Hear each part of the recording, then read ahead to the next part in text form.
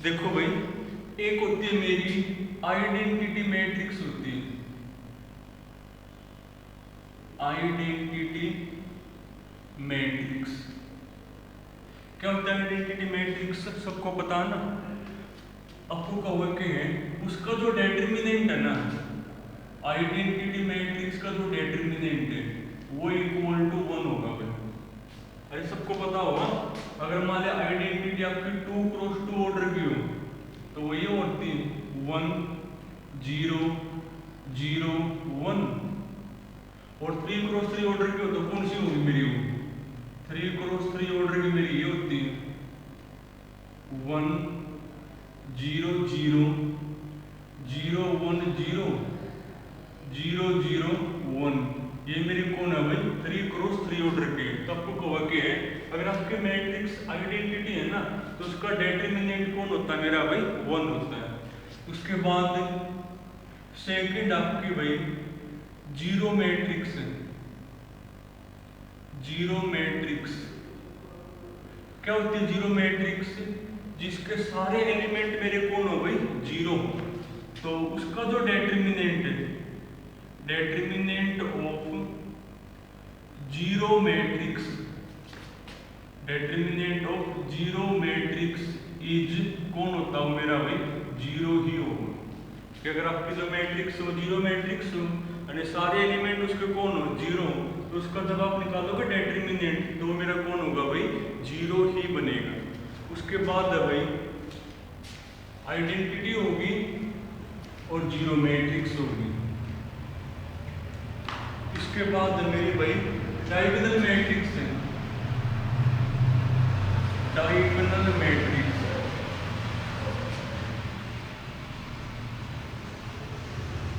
Diagonal matrix मेरी क्या होती है भाई? जिसके सिर्फ डायगोनल के ऊपर एलिमेंट हो, बाकी सारे क्या होने चाहिए मेरे? जीरो होने चाहिए। जैसे मान लिया ए कोई मैट्रिक्स है, मान लो उसमें एलिमेंट ए 0 0 0 बी 0 0 0 सी है भाई, और आप इसका डेटर्मिनेंट निकाल रहे हो। देखो सिर्फ डायगोनल के ऊपर एलिमेंट होने चाहिए, बाकी सारे कौन है मेरे? जीरो। तो मेरी कौन कहलाती है? डायगोनल मैट्रिक्स कहलाती है। तो इसका जब आप निकालोगे डेटर्मिनेंट, तो जो डायगोनल के ऊपर एलिमेंट है ना, आप सिर्फ उनको कर दो मल्टीप्लाई, वो इसका कौन कहलाओगा? डेटर्मिनेंट कहलाओगा। यानी determinant of A equal to कौन होगा मेरा भाई? A B C. यानी कौन? Just multiply, just multiply of diagonal element. इसके डायगोनल के ऊपर जो एलिमेंट है ना, आप सिर्फ उनको मल्टीप्लाई करो तो वो उसका कौन होगा भाई? डेटर्मिनेंट होगा। अब इसके ऊपर बेस कई बार पेपर में क्वेश्चन आते हैं कि आपको जो मैट्रिक्स है ना वो डायगोनल आपको दी मिलेगी और उसका आपको क्या होगा? डेटर्मिनेंट निकालने को होगा। जैसे मान लो आपको बोल देगा भाई कोई डेटर्मिनेंट है 1 0 0 अप टू 0 0 1 0 अप टू 0 0 0 1 1 निकल का 2, यहाँ लिखो 3 अप टू 0 कहाँ तक भाई? 0 तक। 0 0 0 अप टू 0 n भाई। ये कोई डेटर्मिनेंट है और आपको इसका डेटर्मिनेंट फाइंड आउट आपको करना है। अब देखो जो डेटर्मिनेंट है ना उसमें जो आपकी मैट्रिक्स है वो डायगोनल है। क्यों डायगोनल? सिर्फ डायगोनल के ऊपर एलिमेंट है, बाकी आपके सारे क्या भाई? जीरो है। इसका ऑर्डर कौन है? इसका ऑर्डर है भाई आपका n क्रॉस n, तो उसमें n तो आपके कौन है? रो, और n ही कौन इसमें भाई? कॉलम है। अब इसका डेटर्मिनेंट मान आपको निकालना है। अब आप ये नहीं कि आप इसको एक्सपेंड करके बैठ जाओगे। जब हमने बेस पढ़ लिया कि अगर आपका डायगोनल मैट्रिक्स है तो उसका डेटर्मिनेंट आप कैसे निकालोगे? उसके जो डायगोनल के ऊपर एलिमेंट है आप सिर्फ उनको करो मल्टीप्लाई, तो इसका डेटर्मिनेंट कौन होगा? तो कर दो मल्टीप्लाई, 1 × 2 × 3 अप टू 7 कहाँ तक हुई? n तक। तो 1 इंटू 2 इंटू 3 इंटू में n, और इसको आप प्लस में पढ़ रखा है, अगर 1 से लेकर n तक की मल्टीप्लाई हो तो मेरी कौन होती है भाई, n फैक्टोरियल। तो ये होगा 16। तो ये नहीं कि आप इसको एक्सपेंड करोगे, जब हमने बेस पढ़ लिया कि अगर आपका जो डिटरमिनेंट हो डायगोनल है यानी सिर्फ उसका डायगोनल के ऊपर ही एलिमेंट हो, बाकी सारे कौन हो, जीरो, तो उसका डिटरमिनेंट कौन होगा, आप सिर्फ डायगोनल के एलिमेंट कीजिए मल्टीप्लाई, वही उसका कौन होगा, डिटरमिनेंट। एक और देखो ऐसा ही, मान लीजिए इसके अंदर ये थोड़ा सा कर दें चेंज, लो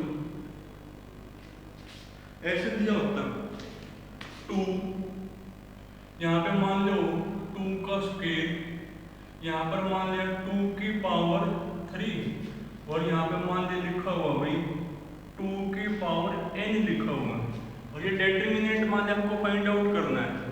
तो कैसे डिटरमिनेंट आपका डायगोनल है, तो क्या बेस बताया है, सिर्फ डायगोनल के एलिमेंट आपको क्या करने हैं, मल्टीप्लाई, तो करना मल्टीप्लाई, ये आपका बनेगा भाई 2 इंटू 2 का स्क्वायर इंटू 2 की पावर 3 अप टू सम 2 की पावर n।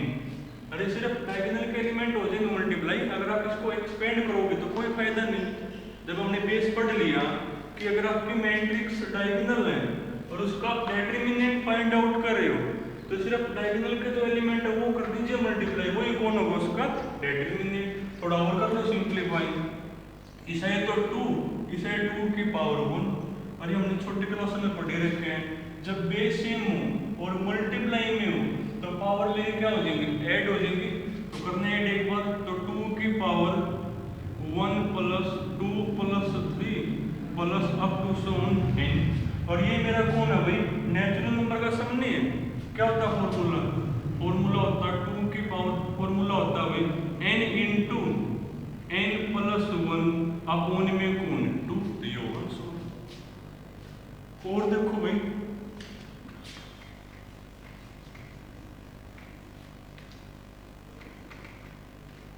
इसके बाद है मेरा भाई आइटम पोटेंट मैट्रिक्स,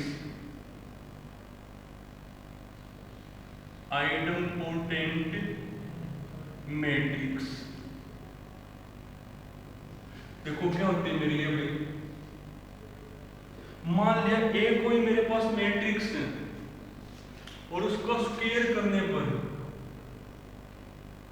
अगर वापिस वही मैट्रिक्स आ जाए, ए मान लिया कोई मेरे पास मैट्रिक्स है, अगर उसका स्क्वायर करने पर वापिस वही मैट्रिक्स आ जाए तो मेरी कौन कहलाओगी, आइटम पोटेंट मैट्रिक्स वो कहलाओगी। इसके बाद इसका जो डिटरमिनेंट होता है ना आइटम पोटेंट मैट्रिक्स का, वो जीरो होगा भाई, कौन होगा, वो जीरो होता है, बस किसको छोड़ के, एक्सेप्ट डायगोनल मैट्रिक्स ना, आइडेंटिटी में। बस कंडीशन ये है कि वो जो आपकी ए मैट्रिक्स है ना वो आइडेंटिटी नहीं होनी चाहिए, एक्सेप्ट आइडेंटिटी मैट्रिक्स। क्यों भाई, क्योंकि जो आइडेंटिटी मैट्रिक्स है ना उसका तो जो डिटरमिनेंट है, इट्स डिटरमिनेंट इज 1 होता है। तो क्या होती है आइटम पोटेंट मैट्रिक्स, अगर ए मेरे पास कोई मैट्रिक्स है और उसका स्क्वायर करने पर अगर वापस वही मैट्रिक्स आ जाए तो वो कौन कहलाओगे, आइटम पोटेंट मैट्रिक्स वो कहलाओगे, और इसका जो डिटरमिनेंट है वो कौन होता है, जीरो। बस किसको छोड़ के कि वो जो आपकी ए मैट्रिक्स है वो कौन नहीं होनी चाहिए, आइडेंटिटी।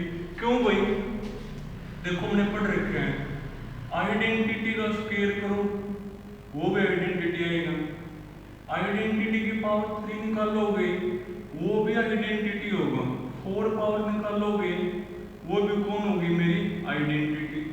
पर हमने देखो यहाँ तक की चाहिए, तो आइडेंटिटी का स्क्वायर यानी ए स्क्वायर इक्वल टू ए है ना, यानी ये मेरी कैसी मैट्रिक्स है, आइडेंटिटी। पर इसका तो जो डिटरमिनेंट है, आइडेंटिटी का जो डिटरमिनेंट है वो तो जीरो नहीं होता, वो तो कौन होता है, मेरा 1।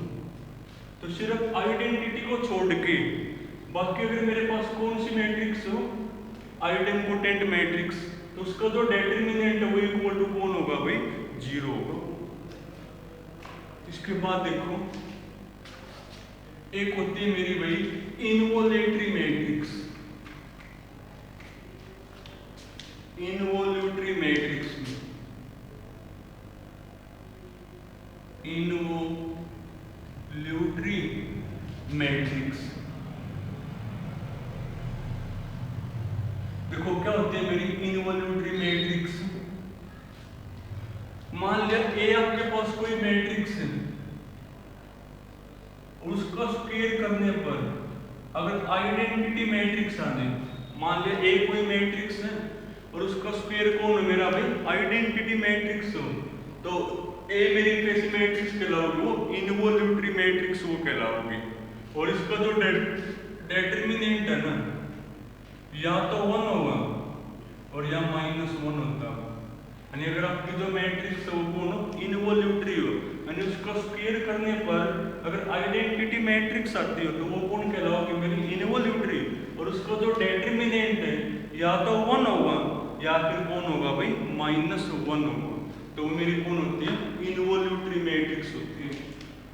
उसके बाद है भाई ऑर्थोगोनल मैट्रिक्स है, ऑर्थोगोनल मैट्रिक्स, ऑर्थोगोनल मैट्रिक्स देखो क्या होती है मेरी ऑर्थोगोनल मैट्रिक्स। मान लिया ए कोई मैट्रिक्स है और आपने उसकी जो मल्टीप्लाई है ना उसके ट्रांसपोज के साथ करो, या फिर ए के ट्रांसपोज के जो मल्टीप्लाई है वो ए के साथ करो, और इक्वल टू कौन हो मेरी भाई आइडेंटिटी हो। यानी ए इंटू ए का ट्रांसपोज भी आइडेंटिटी हो और ए का ट्रांसपोज इंटू ए भी कौन है मेरी आइडेंटिटी हो। तो जो ए मैट्रिक्स है then A is called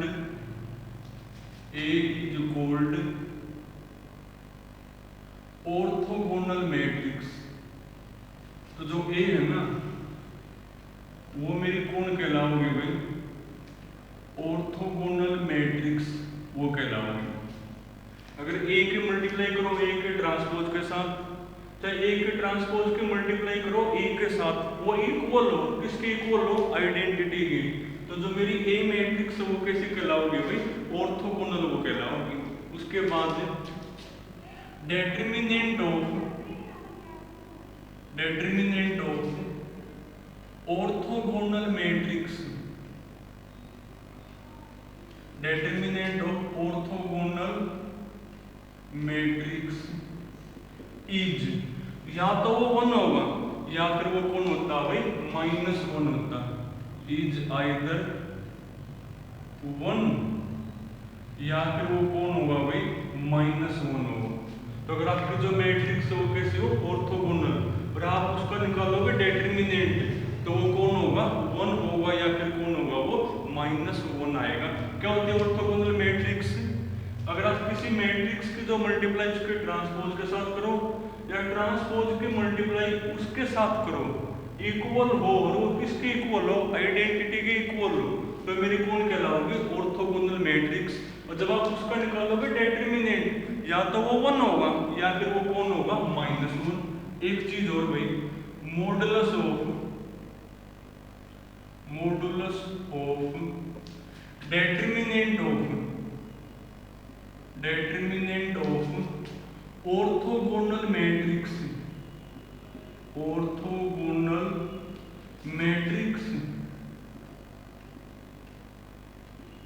is 1 में 1 को या फिर यूनिटी को, यूनिटी मतलब एक ही होता हो तो वो एक हो है।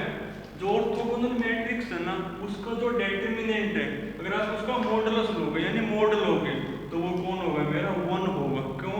क्योंकि 1 हो चाहे -1 हो दोनों का मॉडुलस कौन होता है 1 नहीं आता है ना। ये बेसिक चीज भैया आपको याद करनी है कि ऑर्थोगोनल जो मैट्रिक्स है उसका आप निकालोगे डेटर्मिनेंट फिर उसका लोगे मोड तो इक्वल टू कौन होगा मेरा यूनिटी होगा यानी 1, क्योंकि 1 का भी मोड 1 और -1 का भी मोड कौन होता है मेरा 1 होता है। तो ये मेरी कौन कहलाओगी भाई ऑर्थोगोनल मैट्रिक्स मेरी कहलाओगी। इसके बाद है भाई बल्कि बेस आप पहले और सुनो भाई देखो लोअर क्लासेस में हमने पढ़ा हुआ है, अगर दो नंबर के मल्टीप्लाई जीरो होना तो वो कब पॉसिबल है, या तो पहले वाला जीरो होगा या दूसरे वाला जीरो होगा, या दोनों ही जीरो, तभी मल्टीप्लाई क्या आ सकती है आपकी जीरो आ सकती है। पर मैट्रिक्स में ऐसा जरूरी नहीं है भाई, जरूरी नहीं है। मतलब मान लिया आपके पास ए और बी दो मैट्रिक्स हैं और आपने उनके मल्टीप्लाई की और वो एक जीरो मैट्रिक्स आ गई, तो ऐसा कोई जरूरी नहीं कि इनमें से एक को तो जीरो होना पड़ेगा, ये कोई जरूरी नहीं होता कि भैया तो ए जीरो होगा या फिर बी जीरो तब ये जीरो आ सके, नहीं, ऐसा कोई जरूरी नहीं है। क्या पता दोनों में से एक भी जीरो ना हो, एक भी जीरो मैट्रिक्स ना हो और फिर भी मल्टीप्लाई कौन आ जाए, जीरो आ जाए, तो ऐसा हो सकता है। हाँ जीरो होगी एक ही मत, फिर तो पक्की बात जीरो आनी है। अगर ए और बी में से एक भी अगर जीरो हो ना मैट्रिक्स, फिर तो इनकी मल्टीप्लाई जीरो आनी ही है। पर क्या होता एक भी जीरो ना हो, ना तो ए मैट्रिक्स सबकी जीरो ना बी मैट्रिक्स सबकी जीरो हो और फिर भी मल्टीप्लाई क्या आ जाए आपकी जीरो, तो मैट्रिक्स में ऐसा हो सकता है। तो इसके बाद मेरा नीलपोटेंट मैट्रिक्स में देखो क्या होती है, नीलपोटेंट मैट्रिक्स, नीलपोटेंट मैट्रिक्स, वैसे आपको नाम से पता लगा भाई, नील का मतलब जीरो, तो क्या होती है नीलपोटेंट मैट्रिक्स। मान लिया ए आपके पास कोई मैट्रिक्स है, आपने पहले उसका स्क्वायर निकाल लिया, फिर 3 पावर आपने निकाल ली, फिर 4 पावर आपने निकाल ली, और कभी मान लिया ऐसी सिचुएशन आ जाए कि इक्वल टू जीरो मैट्रिक्स आ जाए, तो वो जो ए मैट्रिक्स है वो कैसी कहलाओगी, मेरी नीलपोटेंट मैट्रिक्स वो कहलाओगी। मेरा मतलब कहने का ये है कि ए मेरे पास कोई मैट्रिक्स है, आप उसकी कोई भी पॉजिटिव इंटीग्रल पावर आप निकाल रहे हो और मान लिया कहीं पर जाने के बाद इक्वल टू कौन आ जाए भाई, जीरो मैट्रिक्स, तो जो ए मैट्रिक्स है वो मेरी कौन कहलाओगी, फिर नीलपोटेंट मैट्रिक्स वो कहलाओगी। जैसे एग्जांपल देखो, जैसे मान लिया ए कोई मैट्रिक्स है, पहले मान लिया आपने ए स्क्वायर निकाला, वो इक्वल टू मान लिया जीरो नहीं है मैट्रिक्स, फिर मान लिया आपने ए की पावर 3 निकाल ली, वो भी मान लिया जीरो नहीं है मैट्रिक्स। अब तो सोने ऐसे करते करते मान लिया ए की पावर 7 पे जाने के बाद इक्वल टू कौन आ गई, मेरी जीरो मैट्रिक्स, तो यानी ए जो मैट्रिक्स वो कैसी कहलाओगी, नीलपोटेंट मैट्रिक्स वो कहलाओगी। कि ए आपके पास कोई मैट्रिक्स है, आप उसकी पावर निकालते रहो, अगर कहीं जाने के बाद इक्वल टू कौन आ जाए, जीरो मैट्रिक्स, तो वो जो ए मैट्रिक्स वो कैसी होगी, मेरी नीलपोटेंट मैट्रिक्स वो होगी। और वो जो n है ना, n वो उस मैट्रिक्स का इंडेक्स कहलाएगा, तो n इज कौन होगा भाई, इंडेक्स ऑफ मैट्रिक्स, तो n मेरा कौन होगा भाई, उस मैट्रिक्स का इंडेक्स कहलाएगा। जैसे मान लिया ए कोई मैट्रिक्स है और 7 पावर पर जाने के बाद मान लिया इक्वल टू कौन होगी, जीरो मैट्रिक्स, तो ए मेरी कौन होगी, नीलपोटेंट मैट्रिक्स, और उसके बाद वो जो 7 है ना, 7 उस मैट्रिक्स का कौन होगा, मेरा इंडेक्स वो होगा। और एक चीज और है, अगर मान लिया ए की पावर 7 इक्वल टू जीरो है ना, फिर तो आप ए की 8 निकालोगे तो वो भी जीरो ही होगी, क्योंकि ए की 8 आप कैसे निकालोगे, ए की 7 इंटू ए करके निकालोगे। जब ए की 7 आपकी जीरो मैट्रिक्स है और आप किसी के मल्टीप्लाई करोगे जीरो मैट्रिक्स के साथ तो वो जीरो ही आएगी। फिर तो ए की 9 निकालोगे, फिर तो वो भी कौन होगी, मेरी जीरो मैट्रिक्स, आगे तो सारी जीरो ही आनी है, तो इंडेक्स सबका 7 ही कहलाओगा, यानी कि 8 भी 9 भी इंडेक्स ही होंगे। जहां पर जाने के बाद फर्स्ट टाइम जीरो मैट्रिक्स सबकी बनी है ना, तो वो पावर कौन कहलाओगी, उस मैट्रिक्स का इंडेक्स वो कहलाओगे। तो कुछ बेसिक चीजें थी भाई, तो बाकी फिर कल करेंगे।